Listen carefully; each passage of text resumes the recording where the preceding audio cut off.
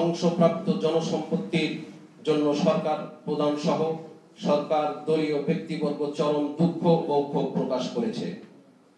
এটাকে আমরা দেশের আপামর জনসাধারণের প্রতি চরম অবজ্ঞা ও নির্মম পরিহাসের শামিল বলে মনে করি। কারণ আমরা মনে করি সম্পদ মূল্যবান এবং তা অর্জনযোগ্য, কিন্তু মানুষের জীবন অমূল্য। রাষ্ট্রীয় সম্পদের মালিক এদেশের আপামর জনতা। জনতার সম্পদ রক্ষা করা সরকারের দায়িত্ব। সরকার এ দায়িত্ব পালনে চরম ব্যর্থ হয়েছে। শুধু তাই নয়, গত ১.৫ দশকে এদেশ থেকে পাচার হওয়া ১০ লক্ষ কোটি টাকা, শেয়ার মার্কেট এবং ব্যাংকিং খাতের ব্যাপক লুটপাট সহ দুর্নীতির মাধ্যমে জনসম্পদ হরণকারীদের বিরুদ্ধে সরকারকে আমরা দৃশ্যমান কোনো ব্যবস্থা গ্রহণ করতে দেখিনি। তাই রাষ্ট্রীয় বা জনসম্পদ সম্পর্কে সরকারের বর্তমান প্রতিক্রিয়ায় আমাদের মনে এ প্রশ্ন জাগা খুবই স্বাভাবিক।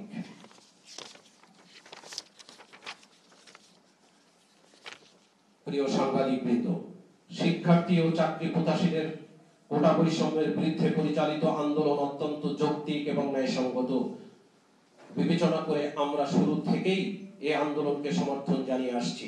আন্দোলনকারীদের যৌক্তিক দাবি মেনে নিয়ে উদ্ভূত সংকটের দ্রুত সমাধানের কার্যকর ব্যবস্থা নেওয়ার জন্য সরকারের প্রতি আমরা একাধিকবার আহ্বান জানিয়েছি। কিন্তু সরকার একটি ন্যায্য দাবিকে কেন্দ্র করে পরিচালিত শান্তিপূর্ণ আন্দোলনকে গুরুত্ব না দিয়ে আইন আদালতের কথা বলে সংকটকে প্রলম্বিত করে।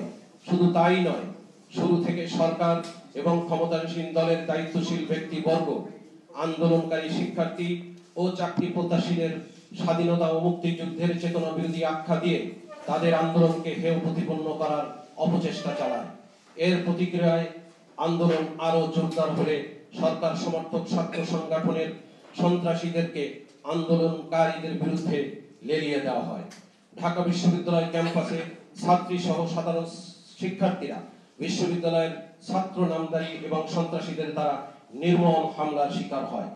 অত্যন্ত পরিতাপের বিষয় যে সাধারণ শিক্ষার্থীদের রক্ষায় বিশ্ববিদ্যালয় প্রশাসন নিষ্ক্রিয় ভূমিকা পালন করে এবং বহিরাগত সন্ত্রাসীদের আক্রমণ হতে শিক্ষার্থীদের নিরাপত্তা দিতে সম্পূর্ণভাবে ব্যর্থ হয়। এর জের ধরেই বিশ্ববিদ্যালয় হলগুলোতে কিছু অনাকাঙ্ক্ষিত ঘটনা ঘটে। আমরা মনে করি গত ১.৫ দশক ধরে ঢাকা বিশ্ববিদ্যালয় সহ দেশের বিভিন্ন শিক্ষা প্রতিষ্ঠানের সরকার কর্তৃক সরকার সমর্থক ছাত্র সংগঠনের সন্ত্রাসীরা সাধারণ শিক্ষার্থীদের উপর যে নির্মম নির্যাতন চালিয়েছে, এগুলো ছিল এর প্রতিক্রিয়ায় পুঞ্জীবিত ক্ষোভের বহিঃপ্রকাশ।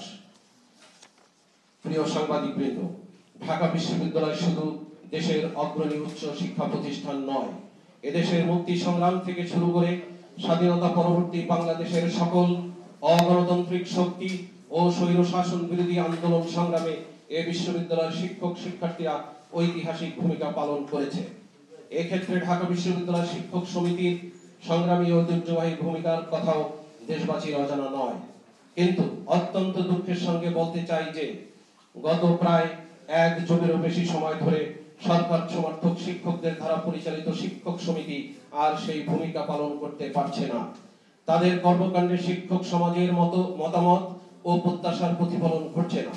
সাম্প্রতিক শিক্ষক ও শিক্ষার্থীদের চলমান আন্দোলনেও এমনটি ঘটেছে। আমাদের শিক্ষার্থীদের রক্ষায় বিশ্ববিদ্যালয় প্রশাসন যেমন এগিয়ে আসেনি, তেমনি শিক্ষক সমিতিও কোনো কার্যকর ভূমিকা রাখেনি। এই অবস্থায় শিক্ষক শিক্ষার্থী ও জাতির এই চরম ক্রান্তিকালে বিবেকের তাড়নায় আপনাদের সামনে আজ আমাদের এই বক্তব্য উপস্থাপন করছি। আমরা দৃঢ়ভাবে বিশ্বাস করি কোটা সংস্কারের জন্য বৈষম্য বিরোধী চলমান ছাত্র আন্দোলনটি ছিল স্বতঃস্ফূর্ত। গণতান্ত্রিক ব্যবস্থাকে ধ্বংস, মানুষের ভোটাধিকার হরণ, বাক ও মত প্রকাশের স্বাধীনতাকে বাধাগ্রস্ত করে একটি কর্তৃত্ববাদী শাসন প্রতিষ্ঠা করে বর্তমান সরকার দেশের গণমানুষ থেকে বিচ্ছিন্ন হয়ে পড়েছে। সরকারের আশ্রয় প্রশ্রয় সীমাহীন দুর্নীতি ও লুটপাটের মাধ্যমে একটি শ্রেণী বিপুল বিত্ত বৈভবের মালিক হয়েছে। অন্যদিকে দেশের সিংহভাগ মানুষের দৈনন্দিন জীবনযাপন কেবল কষ্টকরই নয়, প্রায় অসম্ভব হয়ে পড়েছে।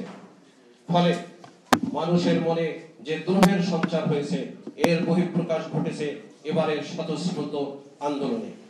আমরা অত্যন্ত ক্ষোভের সাথে লক্ষ্য করছি যে শিক্ষার্থীদের এই যৌক্তিক আন্দোলন মোকাবেলা করতে ব্যর্থ হয়ে সরকার ষড়যন্ত্র তত্ত্ব এবং তৃতীয় পক্ষের ইন্ধন ইত্যাদি বয়ান তৈরি করে ঘটনাকে ভিন্ন খাতে প্রভাবিত করার